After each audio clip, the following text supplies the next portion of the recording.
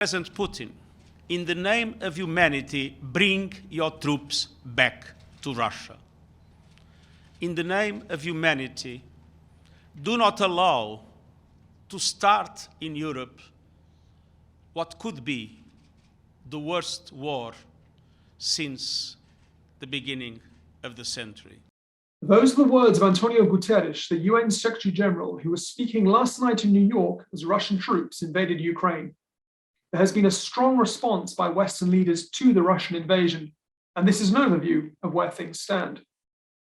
The UK and US have announced further economic sanctions on Russia. EU leaders are currently debating what sanctions to impose, and the G7 has put out a statement calling out Russia's actions. Reactions started early this morning with European Commission President Ursula von der Leyen and the EU High Representative Josep Borrell addressing reporters in Brussels. We condemn this barbaric attack and the cynical arguments to justify it. It is President Putin who is bringing war back to Europe. And in these dark hours, the European Union and its people stand by Ukraine and its people. These are among the darkest hours for Europe since the end of World War II. A major nuclear power has attacked a neighbor country and is threatening reprisals of any other state that may come to its rescue. After this, NATO Secretary General Jens Stoltenberg spoke, saying the following. Russia has attacked Ukraine. This is a brutal act of war. We must respond with renewed resolve and even stronger unity. North America and Europe together in NATO. Then it was over to UK Prime Minister Boris Johnson, who addressed the UK nation directly in a video address. Our mission is clear. Diplomatically, politically, economically, and eventually militarily. This hideous and barbaric venture of Vladimir Putin must end in failure. Mr. Johnson went on to add this. We and the world cannot allow that freedom just to be snuffed out. We cannot and will not just look away. Meanwhile, German Chancellor Olaf Scholz posted the following to Twitter. There is no justification for this. It is Putin's war. I call on him to stop the attack at once.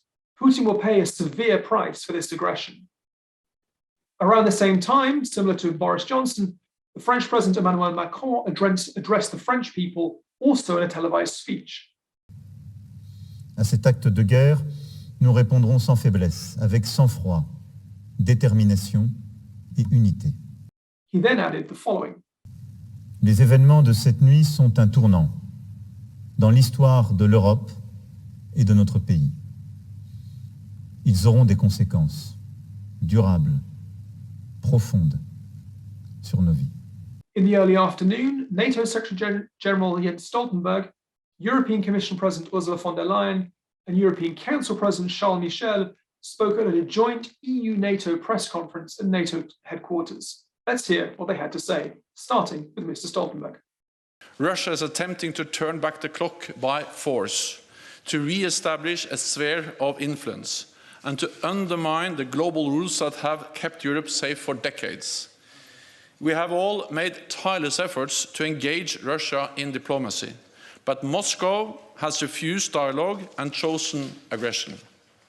Ms. von der Leyen took the opportunity to elaborate on the sanctions the EU would impose. These sanctions will have a heavy impact. Russia's economy has already faced intensive pressure in the recent weeks, and these pressures will now accumulate. These sanctions will suppress Russia's economic growth, increase the borrowing costs, raise inflation, intensify capital outflow, and gradually erode its industrial basis. It's also an attack on the foundations of our European Union, a project of peace, prosperity for all Europeans.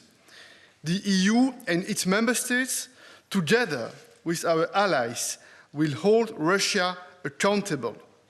Later in the day, the G7, the group of the world's largest economically advanced democracies, issued a statement which included the following.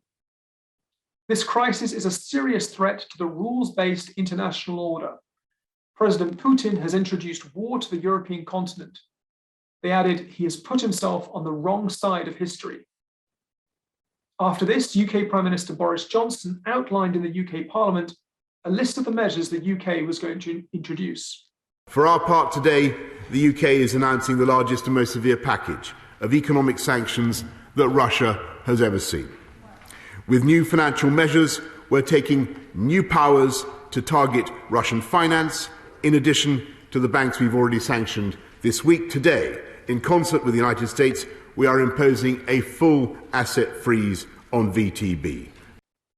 In addition, the UK also announced the following sanctions: Russian banks being cut off from UK capital markets, the targeting of oligarchs with close ties to the Kremlin, and banning Aeroflot, the Russian national carrier, from UK airspace. Later on, US President Joe Biden spoke at the White House. Here he is. Putin is the aggressor. Putin chose this war, and now he and his country will bear the consequences. Mr. Biden then went on to say the following about sanctions. Today, I'm authorizing additional strong sanctions and new limitations on what can be exported to Russia. This is going to impose severe cost on the Russian economy, both immediately and over time.